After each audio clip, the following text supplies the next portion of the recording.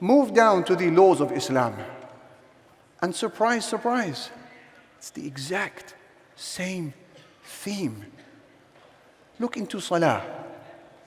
Do you just pray when you feel like praying? The answer is no.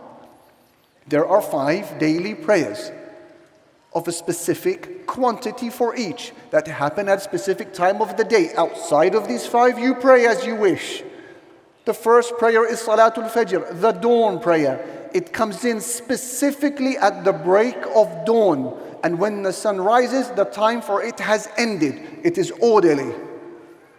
Then you have the second salah, Salatul Dhuhr, the noon prayer. That happens when the sun moves from its zenith.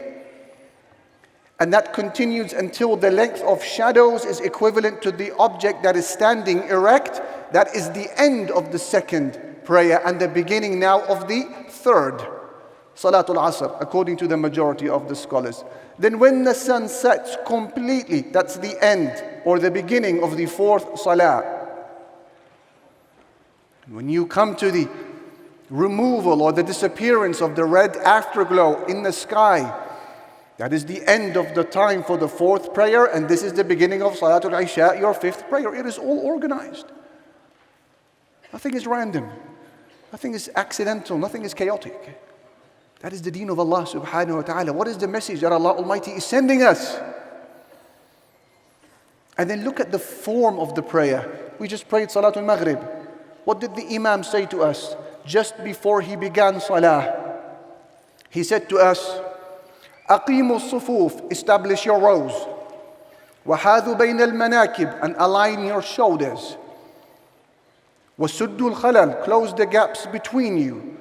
وَلِينُوا بِأَيْدِي إِخْوَانِكُمْ, and be gentle with the hand of your brother who tries to adjust you. وَلَا تَذَرُوا فُرُجَاتٍ لِلشَّيْطَانِ, and don't leave gaps for shaitan. وَمَنْ وَصَلَ صَفًّا وَصَلَهُ اللَّهُ, and whoever connects a broken row, Allah will connect him to His mercy. وَمَنْ قَطَعَ صَفًّا قَطَعَهُ اللَّهُ, and whoever breaks a complete row, Allah will break him away from His mercy. It's all order. It's all regulation. It's all a systematic process. It's all organized. It's all goal-driven. Look at Mecca. Tens of thousands of people gathered around the Kaaba. Hustle and bustle, talking and socializing, dua and dhikr Quran.